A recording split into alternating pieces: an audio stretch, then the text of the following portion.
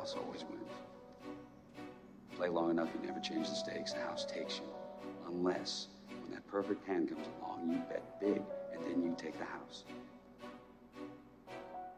I've been practicing this speech a little bit. Did I rush you? Felt like I rushed. That was good. I liked it.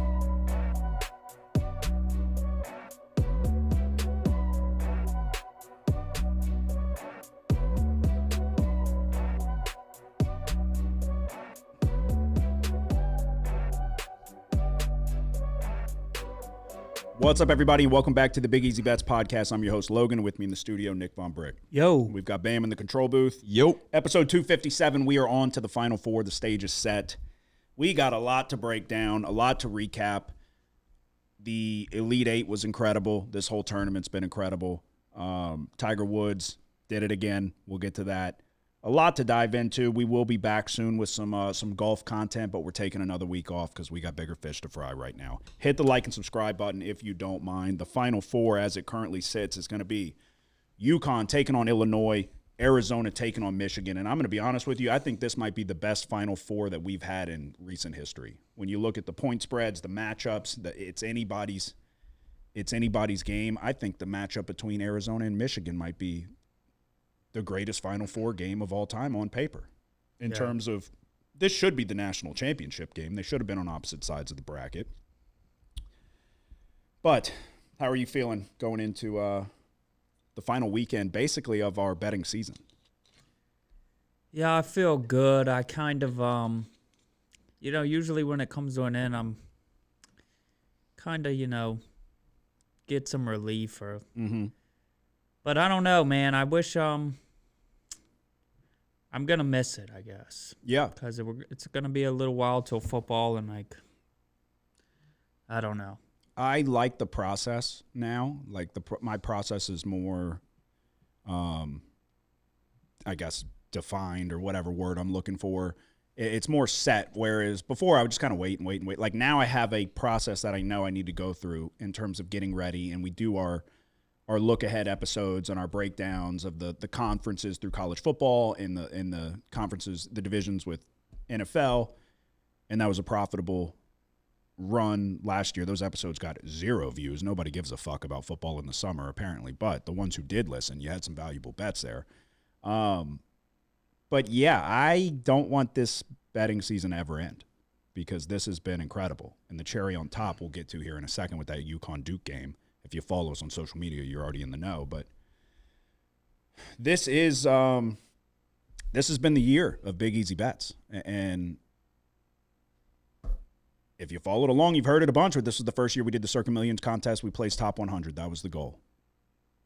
Not going to cry over spilled milk that we could have made generational wealth, but an incredible, the most profitable combined NFL season we've ever had, both going 60% against the spread. And then followed it up with the most profitable college basketball season I've ever fucking had.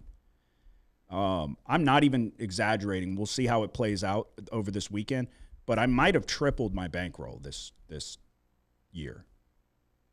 And I was crunching some numbers today, and I was like, what is going on? I told you, I don't know. But this has been the year of Big Easy Bets, and it makes me worry that maybe next year won't be. But we've had more good years than bad years. There will be bad years if you do this long enough. But I'm pretty confident, especially with college basketball. What more do you fucking need to see now? I used to be like, you want to tell everybody like you know what you're talking about. And when you're getting like a channel started and it's nowhere near where we want it to be and all of that, but you like want, if you feel like you know what you're talking about, but you don't feel like you're getting the recognition, you want people to know. I don't give a fuck anymore. I'm pretty confident it's going to come in due time. Since we've been doing college basketball and these bracket challenges and all of that, as it currently sits going into the Final Four, we did our bracket breakdown like we do every year, and we give you what we think is the best path to winning your bracket challenge and whatever else you may need. We nailed the Final Four, so we'll see what happens from there. We're in a 130-man bracket challenge. You're number 1. I'm number 2. Bam's number 3 because he copied my whole fucking bracket. And since we've started this in 2021, I won the bracket challenge.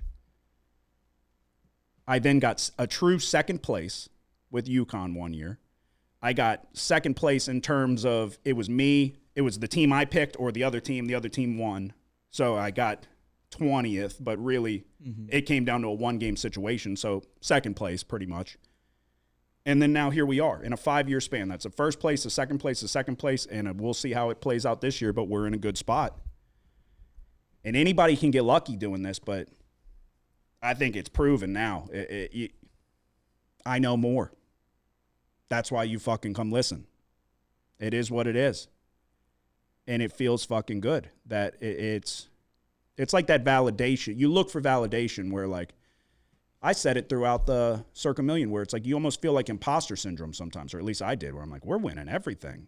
And I'm like, are we just getting lucky? Like, but you're not. And you have to get lucky along the way. But we're going to win more than most people do. I'm confident in that. So, yeah, I'm feeling fucking good. And I don't want this season to ever end. I almost feel like this is as good as it gets. You know? Yeah. But I hope I'm wrong. Yeah.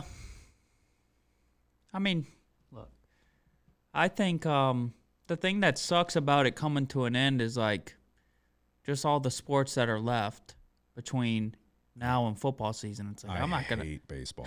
I'm not gonna risk any real money on any of that. So it's like, no, one of the lowest points of my fucking year last year was betting Junior Caminero in the home run derby on vacation. And he was going crazy. And then he melted because he fucking ran out of gas in the championship round. And then I ended up playing blackjack on my phone and lost a shitload of money. And I was like, this sucks. I was like, I need football to come back so bad. No, I every year I've dipped my toes in the water of trying to do baseball bets, and then it goes bad and I quit after like a month or two. And I tell everybody, I was like, I don't know shit. You probably shouldn't listen. I don't even know if I'm going to do that this year. I don't think I will. So we'll have the draft coming up. But yeah, we'll have golf, and I do enjoy watching all the tournaments, and you can make money betting golf. But yeah, it sucks. The summer sucks. That's why I like the winter months better. I like college basketball is the best. When it's going good, there's nothing better. yeah, but it's also when it's going bad, it's the worst. Yeah. Because just like, we'll get to it, but the UConn game, like, imagine just being on the other side of that. Oh yeah. Yeah, Which I basically was on a similar game in the first round of the tournament with North Carolina up 19 in that game. It's like, just try not to get caught up in the moment, because I wanted to quit betting basketball after what happened in North Carolina. Yeah, so we'll get to the whole Final Four, or the whole Elite Eight breakdown. Hit the like and subscribe button if you don't mind. Like I said, it's been a profitable season. As it currently sits, I'm 53-37 overall, 59%. We have found ourselves in a predicament going into the Final Four in terms of futures bets and hedge opportunities. I guess we'll just get right into it, where let me pull it up just so I got it in front of me.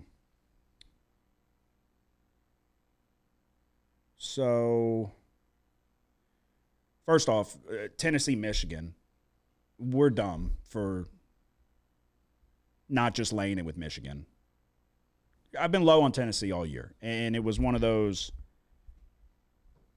in the first 5 seconds of that game, I was like, well, we fucked up. We should have just laid any number with them, because, I mean, they blitzed them there to end that half. I think they ended the half on like a 21-0 run or something like that, so it wasn't close. But the biggest game clearly was Duke UConn. And going into that game, obviously we were on UConn plus 5.5, but as it shook out for our bracket challenge, we needed UConn for everything. So for my Final Four of my number one bracket that I gave you on the bracket breakdown, we've got in the Final Four UConn, Illinois, Arizona, Michigan. I've got Arizona, Illinois in the championship game, but I had people who also put Arizona, Illinois in their championship game that I know very well, and Bam's one of them sitting over there. But what we needed was UConn to beat Duke, or else all of our brackets were dead. You've got UConn in a Michigan bracket, and we were very reliant on UConn to win this game. Well, they were down 19 in the first half. They ended it on a 5-0 run, 4-0 run, whatever. Not even a run, whatever. They scored 2 buckets in a row to cut it to like 15 points going into halftime. And I was so fucking mad. And you were on this too. Like, you were mad as well. We were talking about it. I went to go take a shower at halftime. And I pulled up my phone just to look at the odds. And FanDuel had UConn at 50-1 to win the national championship. And then I went and looked at DraftKings. They had 50-1. I went and looked at Caesars. They had 60-1, I think. And then I went and looked at BetMGM. No free ads for everybody. And they had 100-1. And I'm like, I was like, I almost feel like I have to bet that out of obligation. That's way bigger. And so then I go to log into the account, and they're like, I had to type in my login. I'm like, fuck. Trying to remember my password. And I can't remember it. And I literally looked in the mirror, and I said out loud, I said, give me a fucking break. I was like hanging on by a thread. The first half, like, you go in and you're like, we need this so bad. I think I texted, I was like, this is the most important game of my life. I had a shitload of money on UConn, plus 5.5. I was like, this is the most important game monetarily of my fucking life. And it's going so bad. Like, it went to shit so fast. So I'm like, literally, I was like, give me a fucking break. And I was about to just not do it. And then I said, you know what? Fuck it. I feel like I have to do it now. And I had to go reset my password and all that. And then we bet UConn 100-1 to win the national championship. And you know what they did? They fucking came back and won. They didn't just cover, they came back and won. And I sat right here in the breakdown and I said, we need Braylon Mullins. That was the best thing I've ever seen in my life in terms of from sports betting. And we've been on the wrong side of some shit. We were on the wrong side of the Minnesota Miracle with the first bet we've ever placed with the Saints Super Bowl ticket. We've been on the wrong side of a lot of shit. And that was like, I couldn't fucking control myself. I was like, Braylon Mullins deserves so much credit for being ready for that moment, but Alex Caravan deserves an unbelievable amount of credit to have the wherewithal to pass the ball back to him. But just the whole situation for UConn to make the comeback and scratch and claw, and they couldn't hit a shot all fucking day. 1 for 18 from the three-point line going into the final 2-3-minute stretch, and they can go 3 for 4. That was the greatest thing I've ever seen in terms of a sports betting moment. And it's one of those things where it like at times slows down when Boozer tries to throw that ball and it gets tipped. And I think everybody collectively is like, like, I couldn't fucking believe we even had the chance. When Demery missed the free throw, and now you're like, fuck, we got to foul him and we got to hope for a miss just to have a chance to tie.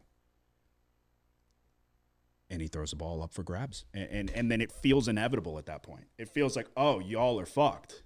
It felt like, because you've seen it so many times, and it just happens all the time with college basketball, but you remember it in March when it matters most. That was, it's hard for me to even fucking, like, explain. But that was the purest shot I've ever seen in my fucking life. That was the perfect shot. It barely touched the net. That kid was fucking built for that moment. Yeah. That was the best shit I've ever seen. Yeah, it was wild because UConn claws back and they make it a 1-point game, and then Boozer goes down there and hits an incredible shot. And then UConn's down 3 with like 28 or 25 seconds left, and they're hunting for the 3. You're thinking maybe they'll go for a quick 2 and foul. They took so much time. They wasted all the way down to 10 seconds and got fouled, and missed the first one, made the second one, down 2, and then you see Dan Hurley on the sideline telling them who to foul, and They get the turnover, and that was the biggest part of the game was to what led to UConn coming back was Duke turning the ball over and over again, and that was their Achilles heel. When we did the bracket breakdown, I said 2 clear-cut 1 seeds are better than the rest, better than everybody else, Arizona, Michigan, and there's 2 teams that are vulnerable, that are not that good. We had Kansas in our bracket upsetting Duke. St. John's beat Kansas. St. John's had an opportunity there down the stretch. The point was that this Duke team is not as good. They're not the best team in the country. They should have never been the number 1 overall seed. Arizona and Michigan should have been on opposite sides of the bracket, and that should be your national championship game. But the point was that Florida and Duke were flawed. I said coming in here that March is defined by the guard position. Florida, their biggest weakness was the guard position. That's why you saw them lose to Iowa. Duke's biggest weakness was they didn't have a guard to take control and not turn the ball over. They were dribbling it off their foot. The turnover to Terrace Reed at the top of the key for the breakaway dunk, cut it to 10. Then they went to go drive to the right, and he just lost the ball and sparked another fast break. The turnovers were key. I think UConn had 5. Duke had maybe 13. Yeah.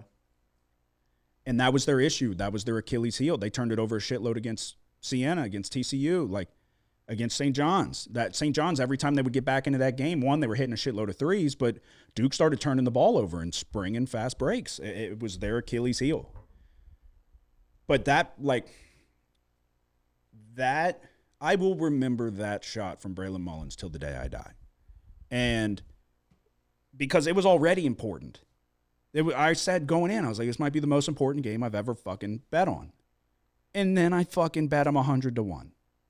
And then you're like, oh my God, I did it. I fucking did it. And somebody even commented and was like, you got to be sick in the fucking head to live bet him 100-1 at halftime. I'm like, yeah. I don't know, dude. I was saying, oh my God, I couldn't stop. I was literally shaking. I was like, this is fucking unbelievable. Because now I came into this tournament with a 20-1 on Illinois.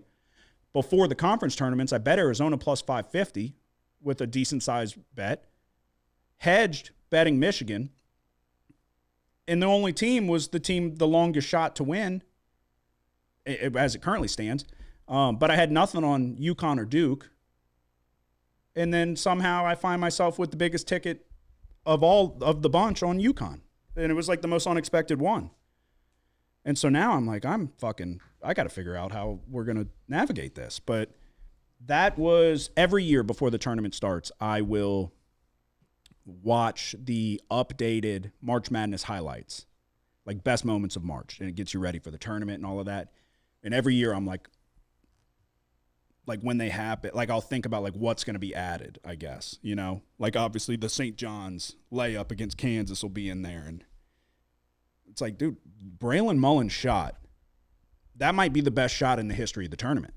That was the circumstances and the vibe, the overall feel of that game, how dominant Duke was in the first half, the comeback to scratch and claw. Danny Hurley is a psycho, and just the way it played out. And the argument's going to be Jenkins with Villanova hitting the 3 against North Carolina, which we were talking about that earlier. That was an incredible game, back and forth with Page hitting circus shots, but that was a tie game. It was a national championship, so that's but like I mentioned, they hang banners for Final Fours. Getting to the Final Four is a huge accomplishment, and to be down 2 in a situation where they never should have put the ball up for grabs, and just the way, dude, that was the greatest shot I've ever seen in my fucking life. I couldn't believe it. I really couldn't. That was the best thing I've ever seen. And I will remember that for forever. And that's why March Madness is the best. I've said it till the end of time. March Madness is the best. This tournament has been incredible. We're in a great spot to make money. But yeah, that was awesome. He got rid of the ball so quick, though. Well, he said it in the post-game press conference. He's like, I tried to get it to somebody who made one. He didn't hit a fucking shot. He didn't hit a 3 all day. No, I'm saying Mullins, whenever he took the shot, usually it's at the top of the jump shot. It's when they're shooting. It was out of his hands before he was at his peak. Well, it's also, but it was so fucking deep. Like, he couldn't really shoot it like a regular shot. Like, you had to lean into it to get enough on it. But, no, he was so ready for that, though, where, like, if you look at him, some people are just built for it. You either are or you aren't. And it's like we talked about in some of those games. At some point, you just got to have somebody step up and hit a shot. And St. John's couldn't do it. They didn't have anybody in that second half who would hit one. And you got to have somebody who is going to be able to hit a contested shot or a high leverage shot or whatever, high, like a big moment. And you look at him, Mullins is the one who secures the turnover, immediately gets it to Caravan. Caravan has the wherewithal, eerily reminiscent to that Villanova buzzer beater. Caravan could have forced up a three. He hit a big one there to cut it to 1 down the stretch. Caravan's the senior. It's his team. He's been there for every year. He's gone. This is his 3rd Final Four. He's been a part of 2 national championship teams. He could have forced up a contested 3, and nobody would have batted an eye. Nobody would have questioned, like, oh, why'd you do that? But he had the wherewithal to pump fake, dish it back out to Mullins for a fucking 40-foot shot from the parking lot, but an open one. And Mullins' feet were set. And he was ready for the moment. And, dude, that was, like, you go back and watch it. It didn't fucking touch the rim. Perfect shot. And he just put his hands up in the air like you expect it to go in. I told you about that kid fucking months ago. I said, this kid's fucking good. There's, like, I can tell you if somebody's going to be a good player or not. And he doesn't, like, originally he wouldn't jump off the page. Meaning he's not like a Darren Peterson. He's not going to be the number 1 overall pick. But he's going to be a fucking good player. He's going to be able to contribute in the NBA. And he comes from a long line of fucking good basketball players. But I had been saying that kid was the fucking X factor. And dude, that was just, I'll never forget it. That was the best moment I've ever been a part of with sports betting. And that's why March is the best. And Danny Hurley is a psychopath. And the camera angle may be deceiving, but Danny Hurley, in the midst of his celebration, appears to go head-to-head with the referee. And everybody then is going to try to dissect it and whatever. And actually, Terry McCauley, I just realized this.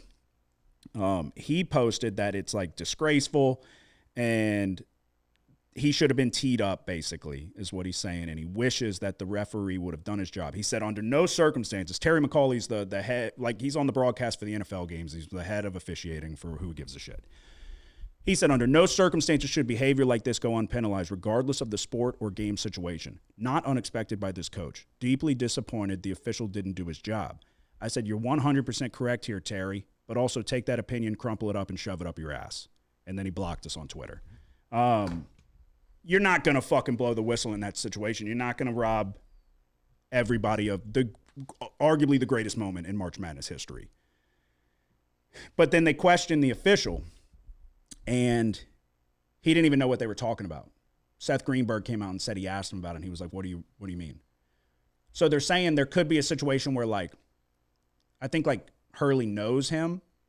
And that I don't think it was. I think it was like, go fuck yourself. You tried, because the officiating was clearly slanted. It was clearly biased in that first half. They evened it up on the stat sheet, but there was a charge from Boozer that was clear as day, a charge that they didn't call. They just didn't call anything. He ran over Mullins, I think. Yeah, clear charge. Didn't call it.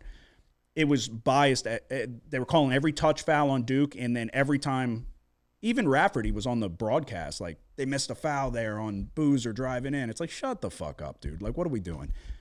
So they're saying maybe Hurley was like, give it like a how you like that. Like, can you believe that shit? Whatever. Like, I think he was saying, like, what the fuck are you going to do, bitch? And he just knew. I think he blacked out, and he's just a psycho. Because you look at it, like, his jacket's hanging off his sleeve, like, and then they have a camera of on his parents, and his dad's a legendary coach, but his mom is in the stands, and she goes, you can read her lips. She goes, holy fucking shit. When the ball goes in, this nice old lady, ball goes in, she looks up, puts her hands up, goes, holy fucking shit.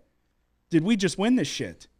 Like, she had everybody's reaction, but it's just the best. I love watching the bench's reaction Hurley's it's the best, dude. You can see they have the camera on him and then the camera on the gameplay, and he's watching just like everybody else, and just his reaction as his hands go up in the air, like it's the best. It was unbelievable. You got to feel bad for Duke and Boozer and all of that, but not that bad. We got to start talking about Jon Scheyer being a choke artist, because all the Duke alumni are coming out and saying, like, you're exposing yourself, that you don't know what you're talking about if you're calling Jon Scheyer a choke artist. Well, what is he? Because I could go recruit players to play for fucking Duke. The brand, the logo, it recruits itself at this point. What are we talking about? He blew a 7-point lead with 30 seconds to go against Houston last year in the Final Four. It was either the Elite Eight or I think it was the Final Four. And then to blow this game is it's inexcusable. He's not a good in-game coach. Until you prove you are, you're not, after blowing this many fucking leads. Every game they lost, they had a 15-point lead. Yeah. So they'll try to tell you he's not, and it was tough shoes to fill following Coach K, obviously. But to not win with a team of Cooper Flagg, Con Knipple, Malawak, all of the fucking lighting it up like the best rookies in the NBA that we've seen in a long time. To not win with them and then to follow it up with this is just not, you're a choke artist until proven otherwise at this point. That's the way I look at it. Those are games you should have won, and with good coaching, you would have won. Yeah, well, NC State was his first year as their head coach. With the DJ Burns? Yeah, upset them. I think they were 7-point favorites or something like that. Yeah, was that when they had Filipowski? Had to be. Maybe so, yeah. I hated Filipowski. That was when this dude, he's got a problem. He said somebody punched him storming the court after the North Carolina game. He also said somebody punched Filipowski that year, I remember. And they were like doing the same thing, going through the video footage, and like, we don't see it. He said the same thing this year after the North Carolina game. He said somebody came up and punched him in the face. They fucking make shit up. Just mad you lost. Fucking blowing a big lead to North Carolina. Yeah, no, I'm not a big... Honestly, I hated Jon Scheyer when he was a player. I wasn't a fan of him. Who I really hated was fucking Kyle Singler. I think they played together. It's always a bunch of pale fucking... I just wasn't a fan. But yeah, I don't know. That was the best. Bam, what were you doing when this was happening? I was watching the game. I was hanging out with Noah and Ellen. Well, yeah, we don't need specifics on the people there. I just meant you were fucking running or some shit the other day when games were on. Well, yesterday I played basketball in the morning. Okay. Was kind of splashing, Okay. Like Mullins or? Not as good as that, but definitely was hitting some threes on the court. Mm-hmm. Then went, hung out, watched a little bit of some other games before the early slate started. Went back, went on a run, and then after the run, went to the office for a little bit, and then went over to my friend's house, and we're sitting there, and they have we're just talking around the kitchen table, but they have a little like a TV that hangs out the wall in the kitchen. Mm-hmm. We had the game on, and I was sitting there. I was like, they're down 14 or 12 or something. And then I look away for 2 seconds. I look back. It's a 2-point game. I said, all right, guys, we got to lock in here. And it was 2 minutes left in the game, and then all that went down. We were just going crazy. Yeah. It was a cool moment. I didn't watch the entire game, but I definitely watched a lot of the second half. It's the greatest game I've ever been a part of. It was good. It was great. It was magical. Bro. Yeah. Bam was just popping back and forth. We should watch this as it's 2-point game. We should keep an eye on this. I was living or dying on every play. Every play. No, and I mean, we're going long with this. I understand. We're going to get to the bets here soon. I can't imagine doing anything else. I can't imagine wasting my fucking time doing anything else. That was the best. That, the way I felt after, it almost repaired a piece of me that died after the no call. You know what I mean? Mm-hmm. That was the best. When that ball went through the net, I was like, the only thing that could have been better is if there was no time left on the clock and they could have stormed the court. Yeah. That would have been, but beggars can't be choosers. I can live with it. It was the best. Yeah, because then we got to hit .4 and we got to hold our freaking breaths. I was laying flat on the ground. I was like, no, because it's happened so many times. I'm like a beaten dog. I was like, please. But what I don't get, I hate it. And they're trying to do the Leitner bullshit. I understand. I hate the cross court. I'd rather you fucking throw it to a wide open guy at half court and let's get a shot off. Yeah. I hate, as soon as they threw it cross court, I was like, we're good. No way you're not going to bat the shit. Yeah. They'll do it with like 1 second left, though, too, where you definitely have enough time to catch and even maybe make a small maneuver. Yeah. Like if there is a defender in your way to make some room. But no, if you have 1 second, you can catch, dribble, and shoot. Yeah, like on the move. I do think they go to the heave. Yeah. Too soon sometimes. I hate whenever the team I'm betting on tries to throw it down the court like that. Yeah. But no, that was, look, it was the best. I'll say it a million fucking times. That was the fucking best. And I'm a genius. I don't know what you want me to tell you. You got to have giant balls to fucking make that bet. It's a dumb bet. But it was the smartest bet I've ever made in my life. It was, dude, it's, I wish I would have bet more on it. And I was about to put 100 on it. And I was like, 100 to win 10 grand. I might be fucking, this might be dumb. But yeah, I mean, what can you do? Before we get to our best bets for the Final Four, Tiger Woods did it again, Bam. You're our resident golf expert. What is your diagnosis on Tiger? You're a damn billionaire, man. Just, if you're going to pop the pill, just hire a driver. Be safe. That's insane he did it again. And now there's like news reports coming out that it's not as bad as everybody originally thought it was. And what does that mean? What was like he, like, not like the first time that he got into the accident where he was just. Oh, the damage you're saying? No, like his toxicology report? Yes. Like, it's not as bad as it, but it still was there. But I don't know. Some people go all in on it and they make a huge deal of it. Other people don't. So it's like, do you really believe? Well, do you think it's a big deal or not? Yeah. I mean, that 100% in the golf world, especially. What does that mean? Because he was about to go, he was signed up to play in the Masters. He had his. No, I get that. But I'm saying, like, the act in itself, like, do you think it's a big deal or not? Yeah. Mm-hmm. Yeah. But I don't get why some people are acting like it's there. He's a grown man. He did it. Well, what do you mean? Like, what's his name? Dan Rappaport. Did you see that video he put out? Yeah, that was the craziest video of all time. That was ridiculous. Like, yeah, no. Like someone look, died. Tiger Woods is the best golfer of all time. Tiger Woods is a gigantic scumbag, and you would think fucking Waffle House waitresses would have been the dead giveaway there. But yeah, no, he's got a clear problem. It's like, look, to be great, you can't be perfect. God doesn't make anybody perfect. Tom Brady, 6 Super Bowls, tongue kisses his son. What are you going to do? Tiger Woods, best golfer we've ever seen, the most dominant run. Simultaneously, he was banging truck stop hookers. Nobody's perfect. And Tiger Woods is really not perfect. I bet you his visits to the doctor would fucking make your toes curl. But yeah, no, I mean, in all seriousness, Tiger Woods is a gigantic scumbag. They said, like, the road he was on was like a 2-lane road. The speed limit's like 30. That's what I deducted from what I read. I don't quote me on that. But it's like, you don't go fast on these roads. They said he was fucking flying. And he, like, swerved out of the way of a pressure washer machine and clipped the edge of the trailer and fucking flipped his car. The guy's probably like, damn it. And he's like, Jesus Christ, it's Tiger Woods. And he's like, again? Fucking asshole. Yeah. You see, they said he crawled out the car. Imagine being the guy, like, trying to get to your job, and then you see Tiger Woods fucking disoriented crawling out of his car. Like, oh, fuck. Jesus Christ. Was Tiger. it a Genesis again? No, it was from the picture, it was a Range Rover. That'd have been something. But he came out, he said he's not hiring a driver. He said, I'm not fucking quitting. He said for privacy concerns.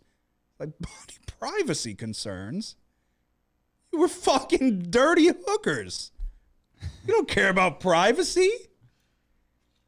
This guy's a demon. Well, he keeps wrecking. It's an issue. He But should dude, like seriously reconsider. 2 weeks before the Masters, and you're like a couple days ago prior to the accident, he was at TGL fucking looking good, laughing it up. Then 2 days later, takes the world by storm. What were the extent of his injuries? None. Nothing. But he crawled out. He was fine. I doubt he's going to play in the Masters. They said he's still technically in the field as it currently stands. No, he probably could if he wants to.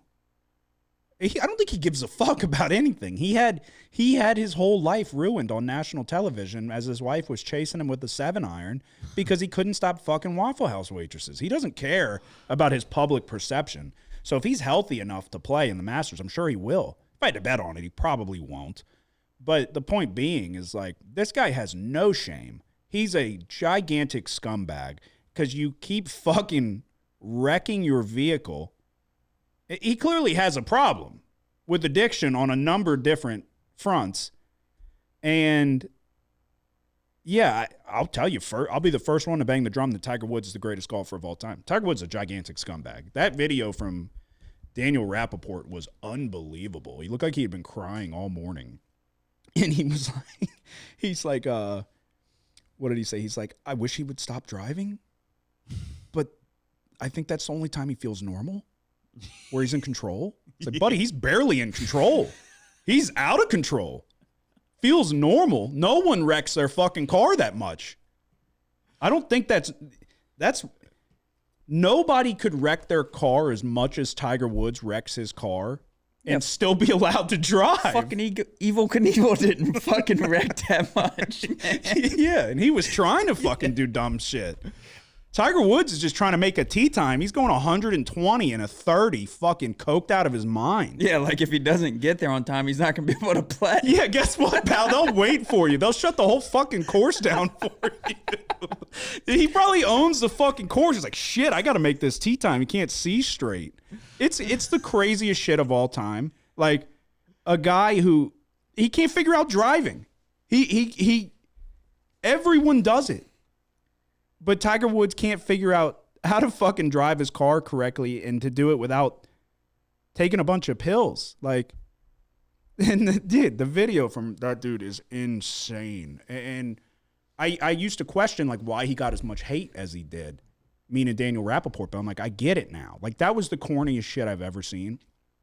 Like, he wanted to cry. My first thought, like, was like, oh, wow, what a giant scumbag. And then keep it moving. Who gives a fuck?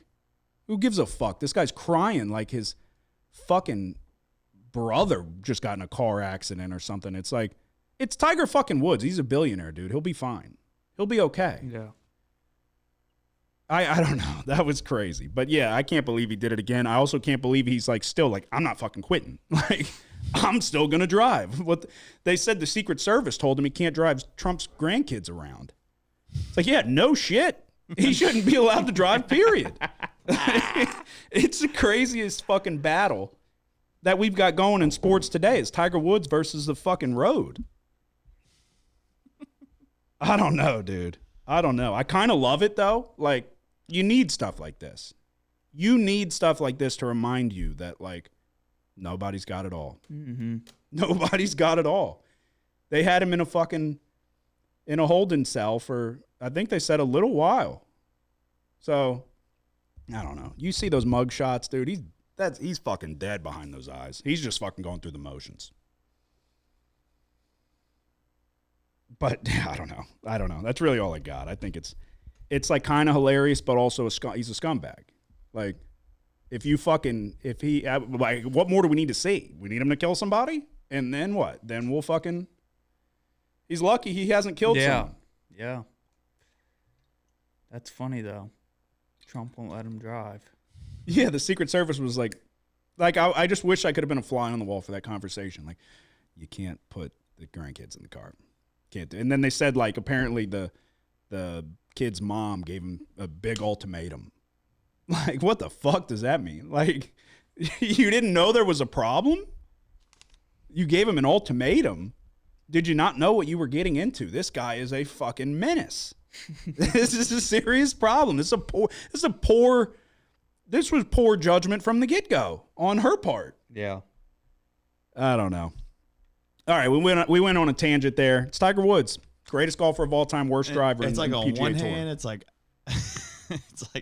is he taking all the pills because he's an addict, or is he taking all the pills because he had so many surgeries that his body's just always hurting and he just feels the need to? It's like either way, he's addicted. But Yeah, but bam, you don't get a free pass. But I hate to break it to you, pal. Before he broke his leg and before he had the back surgeries, he was fucking Waffle House waitresses ruining his family. He's got serious issues. all right, never mind. Take back. He's got serious problems. Yeah. Who the hell's prescribing this guy? Yeah, somebody needs their fucking license taken away. You know, the guy who did it was like, fuck again? You promised me you wouldn't. You promised me you wouldn't take him while driving. Fucking dude can't stop the Ambien and Xanax. He's probably mixing them, fucking washing them down with a High Life. Fucking clown, dude. All right. We're going to timestamp this. The ones who listen to all of that, appreciate you. Most of you are probably going to click on the timestamp, but I'll put it before this. If you want to listen to us talk about Tiger Woods, rewind a little bit. The Final Four is set. UConn, Illinois, Arizona, Michigan. Where are we at? In Indianapolis? I'm ready for it to come back to New Orleans, I'll tell you that. First game, the Illini taking on UConn. Total, looks like 2.5 points in favor of UConn. Probably can find a 1.5. In favor of Illinois, sorry. Yeah, you've got... Yeah, I think 2. There's 2, yeah. 2 is the fair line right now. Yeah. 2.5 juice towards UConn getting points. So, yeah, 2. Are you on both games? Yeah, I guess. Okay, so we'll start it off with the first game, which I'm very glad that they put Michigan, Arizona as the late game. There was some speculation that if Duke won, they might not have done that. They might have put Duke as the night game, which would have been a disaster because Michigan, Arizona is the best game by far. This might be the best Final Four we've ever had. I think the spreads indicate that, but it's the fact that either team can win either game. These two teams between Illinois and UConn are opposite in the perfect way that it makes it such an intriguing matchup where you've got the number 1 offense with Illinois, you've got a top 10 defense with UConn, but both Illinois' defense and UConn's offense rank outside the top 20 in terms of adjusted efficiency. The way I'm looking at this is I'll forever be indebted to UConn and what they did. Braylon Mullins, I almost bought a Braylon Mullins jersey. I can't find a good quality enough jersey to pull the trigger. I got a UConn hat on the way. There will be more UConn merch on the way. The matchup here, I lean Illinois. I don't know how much you really got to put into it. I think Hurley's the best coach in the game. Him or Kelvin Sampson. Is there a letdown from how big of a victory they just had? It's arguably the best victory in the history of March Madness. So you would expect maybe a little bit. But they have enough time to prepare that he'll get them back focused. But the size that Illinois can throw at UConn and Terrace Reed specifically, what Reed did, he played an unbelievable game. Kept them within, if Terrace Reed has a bad first half, they're down 30 going into halftime. But what he did facilitating the ball as well down the stretch, a couple of those passes, he threw one, like almost a little behind the back to the corner to Silas Demery on the first of Demery's 2 3-point shots that really sprung him back into that game. And then he had one in the middle of the lane where he looked like he was going up for the shot and he dumped it down a solo ball. Terrace Reed does not get enough credit for what he did in that game. I think Illinois, though, with the size that they have, can make his life very difficult. The shot blocking with the Avicic brothers, maybe mainly Zvonimir, but they're the biggest team in the country. So if Terrace Reed's held in check, they're going to have to hit shots because Illinois has a shitload of guys who can shoot from the outside. Nothing that you saw leads you to believe that that UConn's going to be able to hit the shots. They were 1 for 18 until they went into that last couple minute stretch where they went 3 of 4 and pulled out the victory. I lean Illinois. I'm going to lay 2 points with the Illini.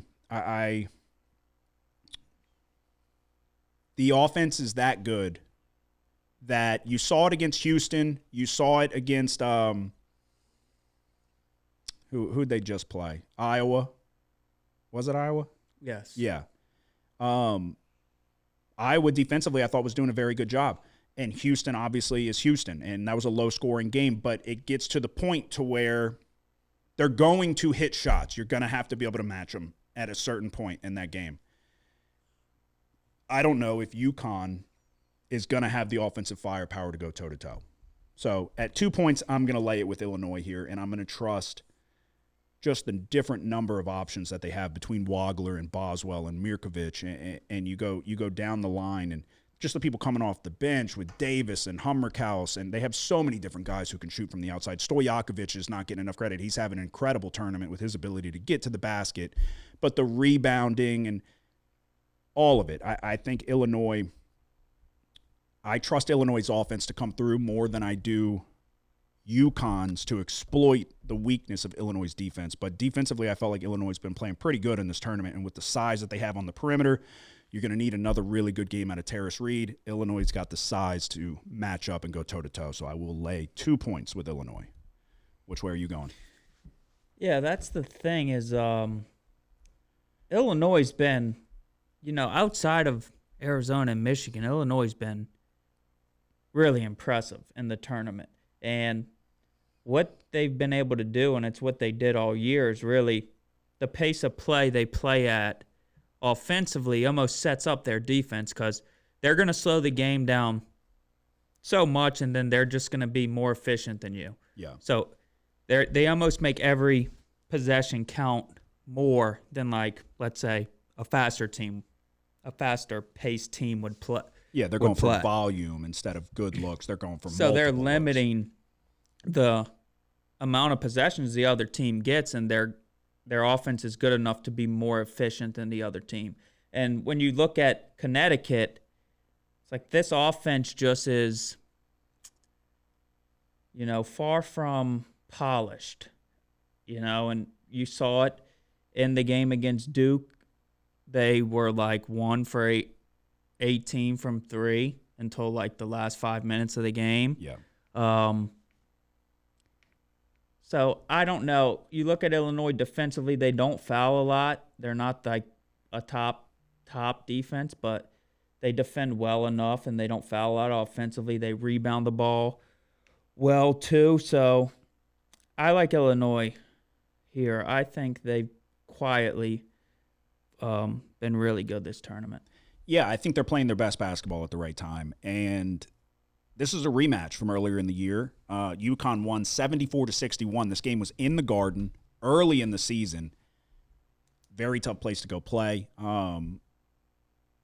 If you look at that one, Wagler only played 14 minutes, only shot the ball 3 times. Keaton Wagler has emerged. Obviously, he's the leading scorer for Illinois. Once Boswell went down with the injury, they started playing Wagler at the point, and everything went through him. Very good shooter. I think he needs to get stronger and a little bit more just aggressive with how he plays. He wants to play a little bit more finesse against these teams like a UConn, but in a Houston and all of that, they beat you up, and you got to be able to sustain it. And honestly, the guy for that is Boswell with his size for his position.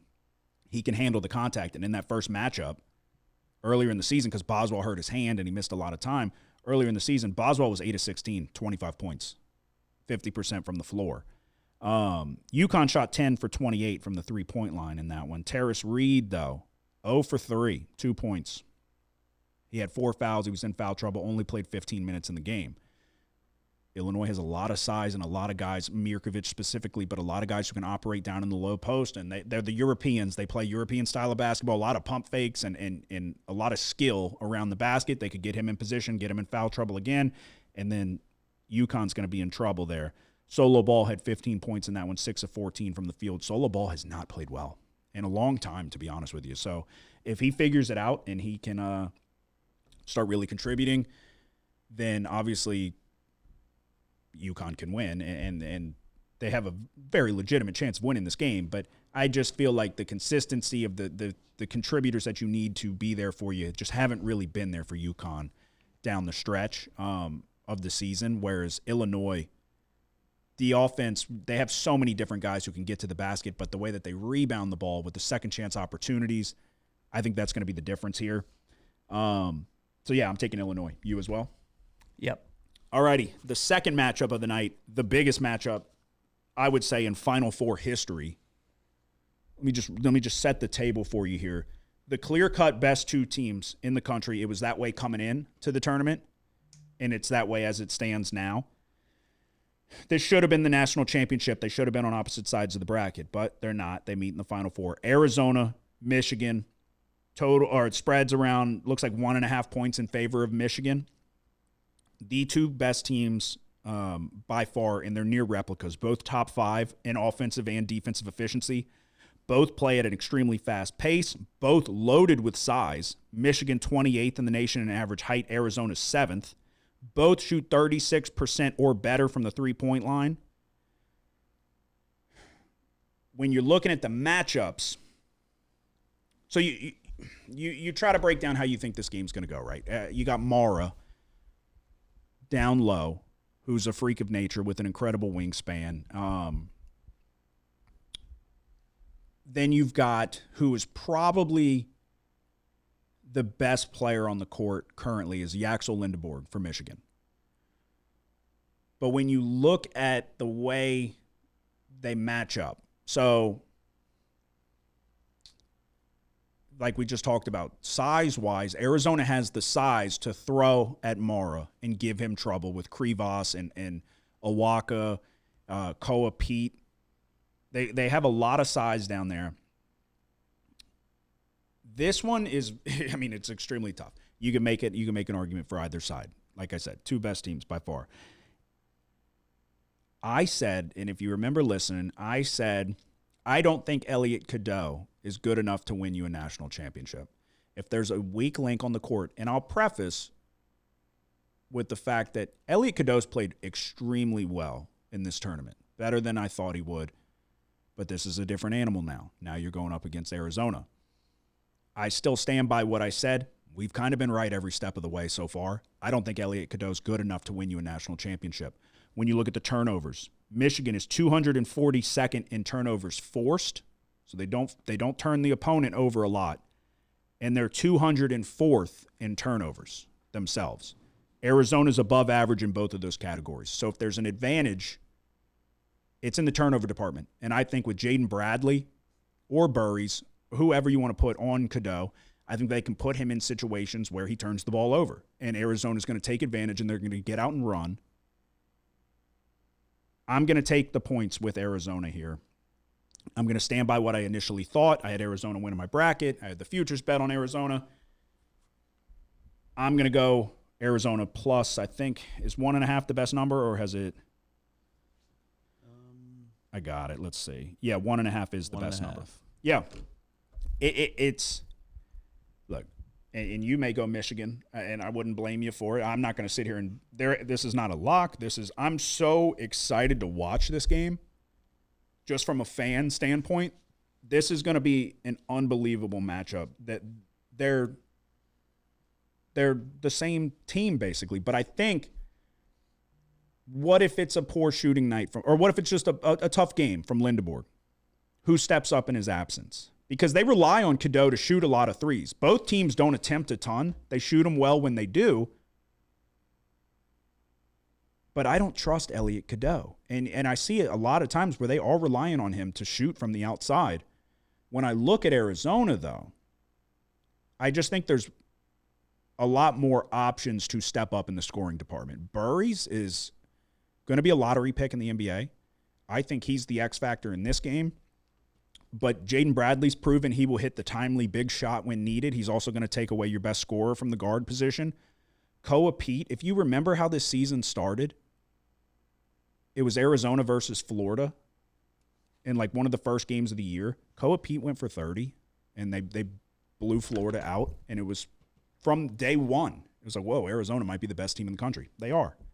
And I think Arizona's going to win this game. I think they have more people that they can rely on to score the ball. I think Del Orso can hit timely threes for you. I think Krivas down low, who gets in foul trouble first, that's going to be a key here. But I trust Arizona to come up with the big shots when needed. But like I said, I could see an argument for either side, but I will take Arizona plus 1.5. Which way are you going? Yeah, this game's tough. It's extremely tough. I lean Michigan here, but it's like I gotta pick them. Maybe I would take Michigan, but I don't know. And the point total too is in a weird spot as well. So Yeah, it's right around where I think it should be. I think there's a chance it could go over, though. Just, you're talking about the pace of play that these teams play at. And then, like you said, if one of these guys, one of the bigs get in foul trouble. Life becomes a lot easier for the other one. And then they start running a little bit more. It's like, I don't know. I might just stay away from this one. And I'll go back to Illinois, Connecticut, and go under 139.5. You're going to double up? Yeah. Okay. Yeah. I would probably lean that way too. I was thinking about it. It's with how slow Illinois plays, and we are bouncing back and forth. But yeah, I would lean that way as well. I think UConn's going to have to lock in on the defensive side, and what they did to Duke in that second half, they held Duke to like single-digit points over a long stretch. So yeah, I can get there for sure. This game just, it's like, okay, if like, just to put it to you on like a confidence level, it's like I would be somewhat surprised if Connecticut, I guess more surprised if Connecticut upset Illinois than if Arizona upset Michigan here, and the point spread's around the same. Mm-hmm. Yeah, I would agree with that for sure. Yeah, no, I think there's times you've said it throughout this whole tournament where you're like, we were talking about how the odds were different on different books, but you're like, Michigan's the favorite. I'm like, I think Arizona's the favorite. And like, you watch one game and you're like, okay, Michigan's the best team. And then you watch Arizona beat the fuck out of Arkansas and you're like, okay, Arizona's the best team. And you're just bouncing back and forth. So every time you watch them play, you're like, that's the best team in the country. And you ended off with Michigan beating the brakes off of Tennessee. It's like, these are the two best teams in the country by far. This is the biggest Final Four. This is the best meeting of two teams in the Final Four that we've ever had. This is like the de facto national championship. And it's a shame that they're not going to get to settle it in the national championship. But yeah, anybody who tells you that this is a lock, stop listening to them. Either side here. If they say, oh, Michigan's a lock or Arizona's a lock, stop listening to them. Because this one's extremely difficult to find an edge on, in my opinion. They just match up so well with each other. And so to really feel super confident either way, I think you're lying. But I'll take the points with Arizona. And I think, like I said, I think they have enough. They have a number of different guys that can score the ball for you down the stretch. Michigan does too. Don't get me wrong. But I trust Arizona a little bit more here. So yeah, that's what I'm going with. I think the turnovers could be the key. That's what I'm going to be keeping the biggest eye on here. And maybe Elliot Cadeau rises to the occasion again. Like I said, he's had a good tournament. Maybe he has another good game, and they're going to find their way in the national championship. So, but that's where I'm going. So you're staying away from Arizona, Michigan? Yep. Bam, do you have a play for the Final Four? Nah. Alrighty. I'm just gonna ride the Illini. Bam will be playing pickleball when these games are going. That's what he'll be doing. I'll be icing my calves. What do you mean you're going to ride the Illini? What? Didn't he just say I'm going to ride the Illini? Yeah. What, did he just say something? What does that mean? Yeah, what does that mean? That means I'm just tailing y'all's pick. Oh, okay. But I'm on Arizona. I'm talking about for the game before. Yeah, I know. I said, do you have a bet for the Final Four? So you're going to take Illinois? Yeah, so you're on Illinois. Yeah. Okay. Why was that hard? I think y'all made it harder than it needed to be. No, I don't. What? I said I'm going to ride the Illini. You said, nah, I'm staying. You said, nah, I'm staying away from the Final Four. And he said, I'm just going to ride the Illini. I was like, you Yeah. said you're fucking staying away. I'm gonna follow you on the way out of here. You think he's Tiger Woods? No, I'll take Illinois. Okay. Welcome back, Bam. All right, that's our best bets for the Final Four. To recap, I am taking Illinois -2, Arizona +1.5. I'm taking Illinois -2 and Illinois Connecticut under 139.5. And Bam is also on Illinois with us as well. That is our best bets for the Final Four. Episode 257 is in the books. Do you have anything to say before we go? Nope. Bam? Nope. We're going to need to get Bam a water before he gets behind the wheel. Hit the like and subscribe button if you don't mind. I told you this is the year of Big Easy Bets. I got to figure out how we're going to hedge this to make some money. It's been an unbelievable year. I don't want it to end. After the Final Four, we will be back in studio to give you our best bets for the national championship. And then we're going to have to go dark for a little while until football's back, and we'll do it all again. But episode 257, y'all have a good one. Good luck. The house always wins. Play long enough, you never change the stakes. The house takes you. Unless, when that perfect hand comes along, you bet big, and then you take the house. I've been practicing this pitch. A little bit. Did I rush it? Felt like I rushed. That was good. I liked it.